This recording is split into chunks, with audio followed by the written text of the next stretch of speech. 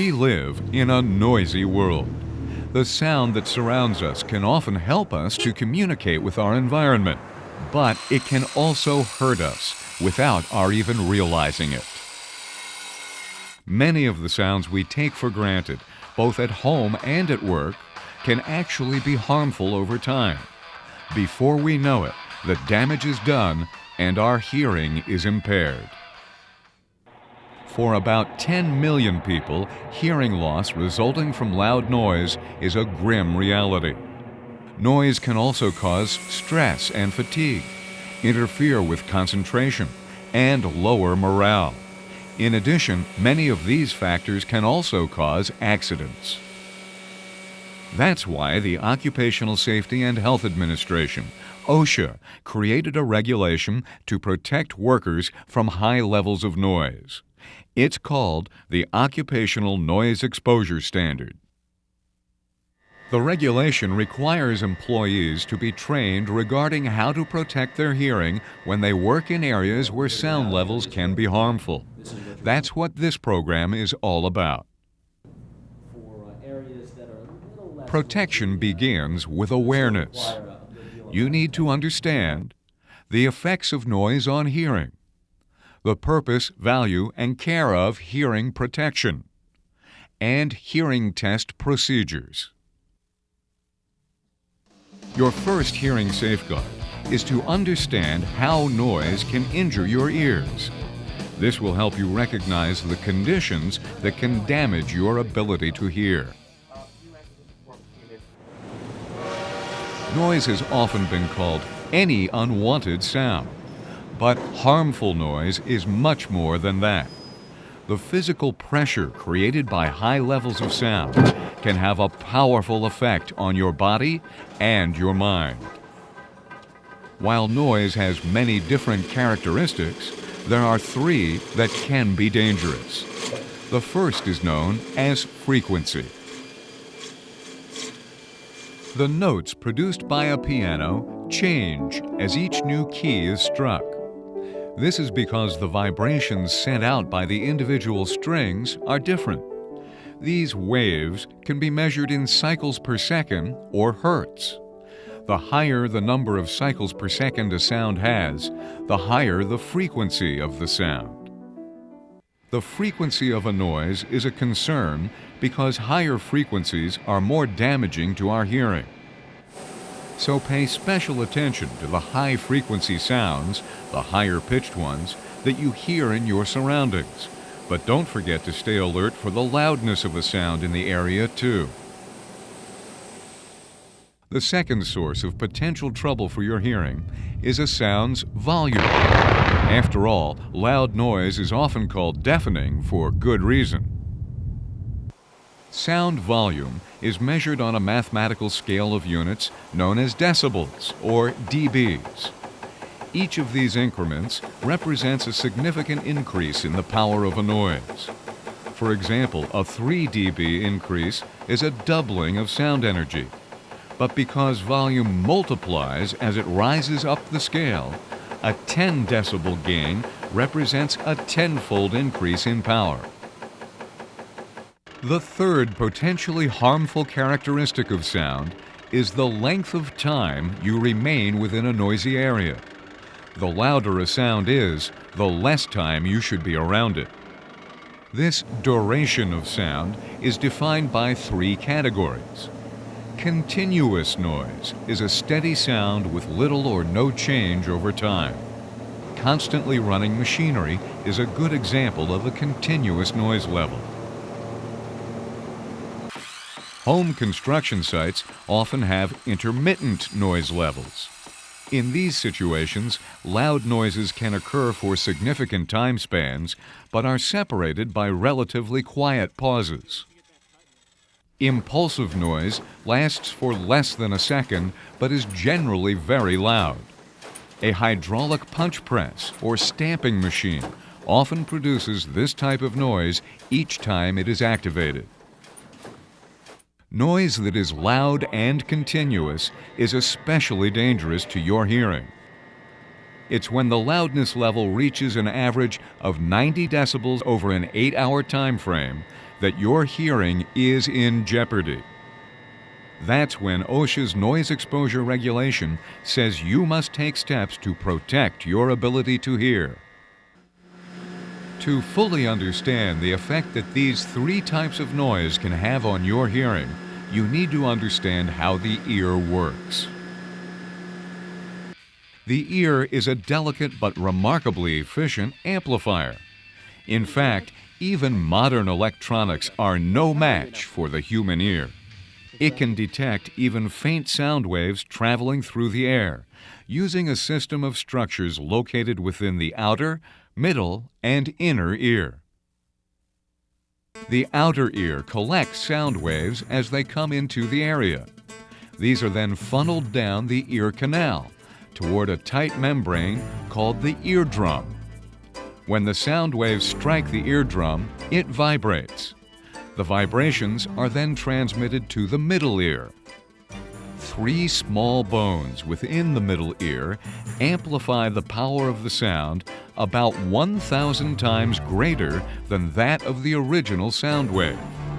This intensified sound vibration is then transmitted to the fluid-filled inner ear, or cochlea.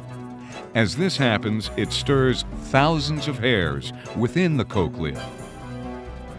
Finally, the movement of these hairs sends electrical signals to the brain, which interprets them as sound. As efficient as the ear is, with all these moving parts, it's easy to see how it can get damaged. What's important for us to recognize is how noise can cause harm to them. Hearing loss most often occurs when the hairs within the cochlea are harmed. Loud noise can easily injure these fragile hairs and their associated nerve cells. Picture a field of wheat during a calm summer day. A light breeze does no harm to the wheat. A strong wind, however, can bend and break the wheat shafts, and they will not bounce back. The hairs of the cochlea react to sound in a similar way. Once harm is done to your cochlea, there is no medical treatment that can bring your hearing back. This makes it especially important to protect yourself. To be safe, we have to maintain an awareness of how the noise we encounter on a daily basis can threaten our hearing. Most of us don't realize how much noise there is in our lives. At work, the legal limit for noise is an average of 90 decibels over an 8-hour period. Let's compare that to some of the noise levels you face every day. The background noise in your home is normally about 55 decibels. A ride in a convertible can be as high as 90 decibels, and that's without the radio on. Motorcycle riders contend with sound levels between 80 and 110 decibels. Music at a rock concert can reach levels between 105 and 115 decibels. The noise from a jet airplane is about 140 decibels. Noise is practically everywhere we go, and that includes the workplace. Most facilities use a system of controls to protect workers from this noise. Often the first thing that is done is to limit the amount of time an employee spends in a noisy area. At other times, it's possible to use sound muffling equipment on the source of the noise. When neither of these work, hearing protection is used. There are a variety of devices available for just about every situation. Hearing protection is designed to reduce the sound that reaches your ears. This ability is expressed as the Noise Reduction Rating, NRR. This number helps to indicate how well the device can reduce noise. But it's important to realize that these ratings may not be entirely accurate for your work environment. During testing, the device's manufacturer assigns an NRR based upon a best-case scenario. Since this rarely, if ever, matches the conditions found in a workplace, OSHA recommends that the rating be reduced by half when you are determining what type of protection you should use. To calculate the amount of protection you need, first ask your supervisor what the noise level is in your area. Next, subtract 90 decibels from the figure they give you. Multiply the resulting number by 2. That number is the minimum noise reduction rating your hearing protection device should have. Once you know how much noise reduction you need, you also have to choose the type of protection that is best for your working conditions. There are almost as many reasons for choosing a type of hearing protection as there are models to choose from. Remember, protection is only effective when it is worn, so the device has to satisfy both your needs and the situation. Adequate protection is the first selection concern. As we've discussed, the equipment must lower the noise exposure below the legal limit of 90 decibels. Proper fit is important too, because an inadequate fit allows noise to enter your ear, or may cause you to remove the equipment because it's not comfortable. And you also need to choose a protector that is practical and doesn't interfere with doing your job, so you aren't tempted to remove it. You must keep all three, protection, fit, and practicality, in mind as you consider your choice of equipment. It's also important to realize that each piece of equipment has its own advantages and disadvantages, as well as specific instructions for use and care.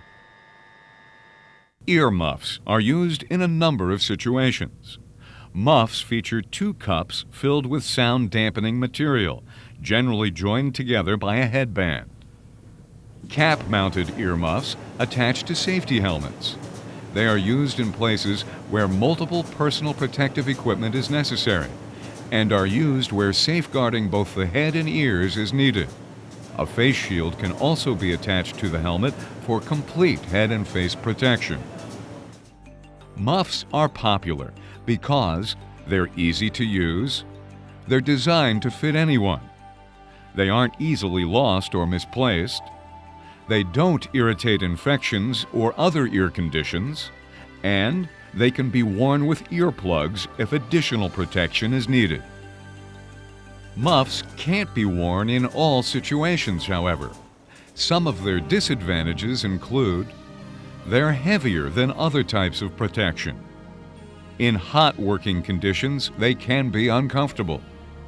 Glasses and other personal protective equipment, such as respirators, can inhibit a good seal, which reduces the muff's protection.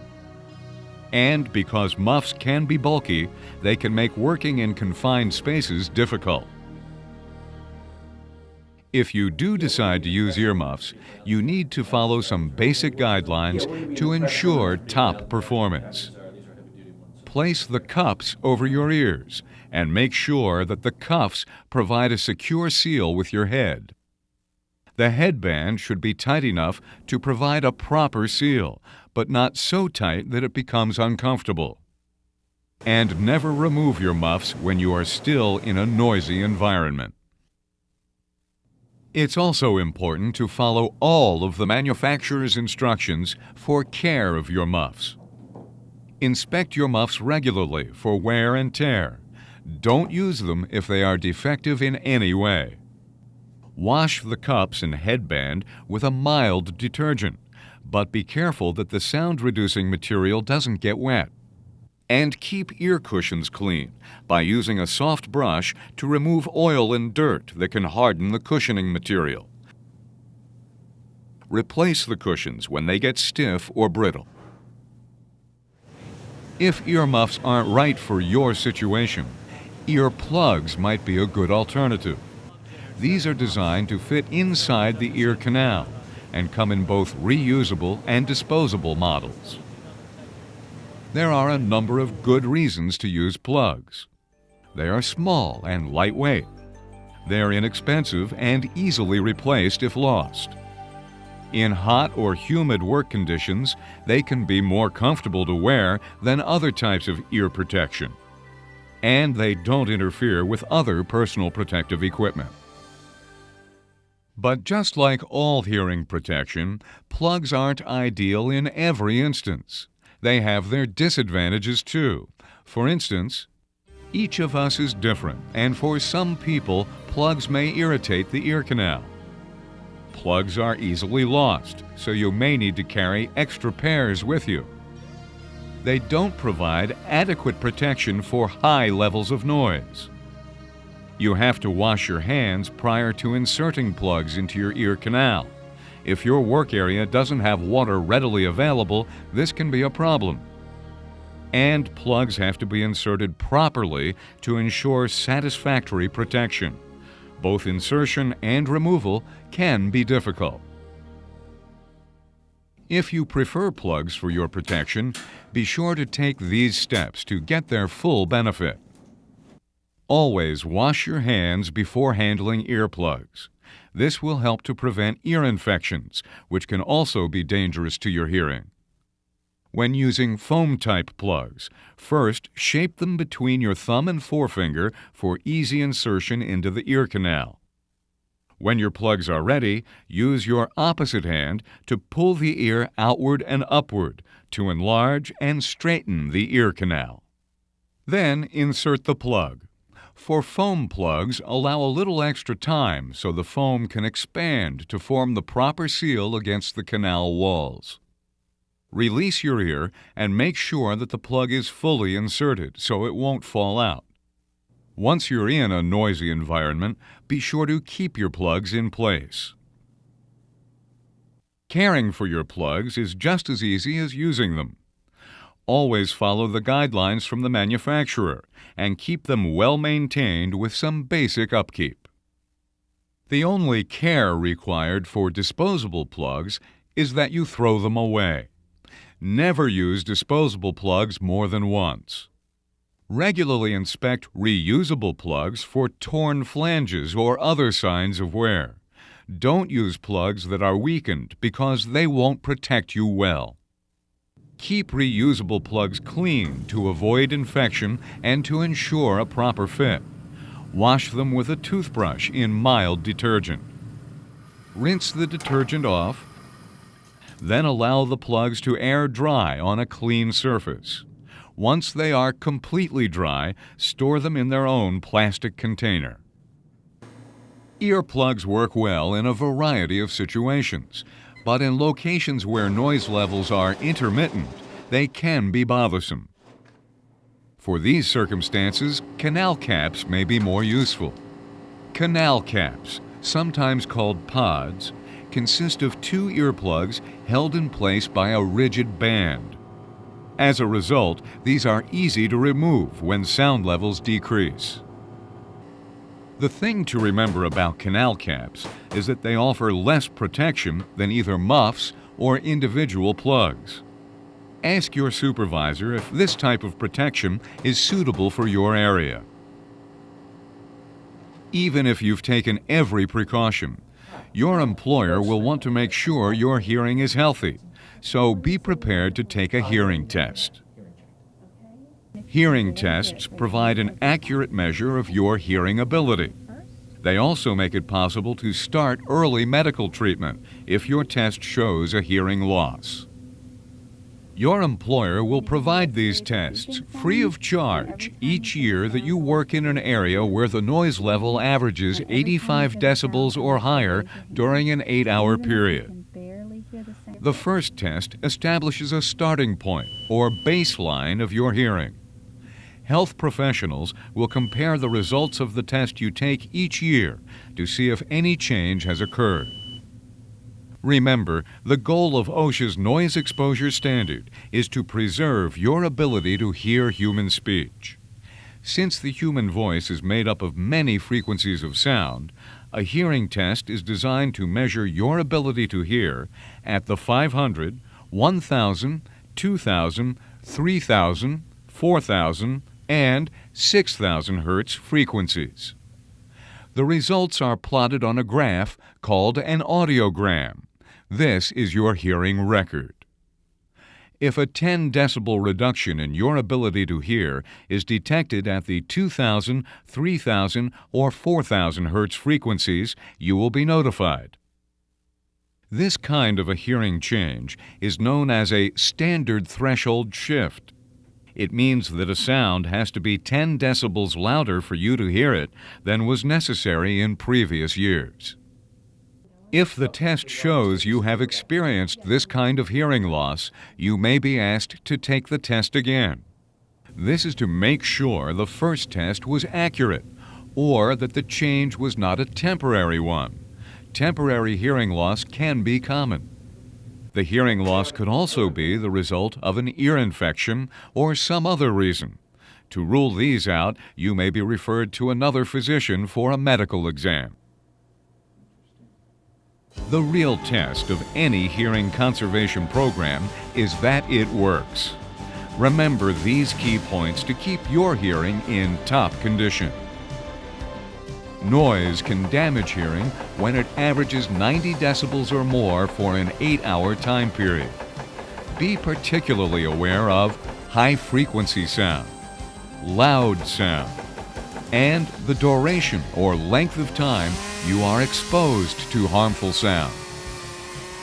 Worn properly, hearing protection blocks noise from reaching your ears.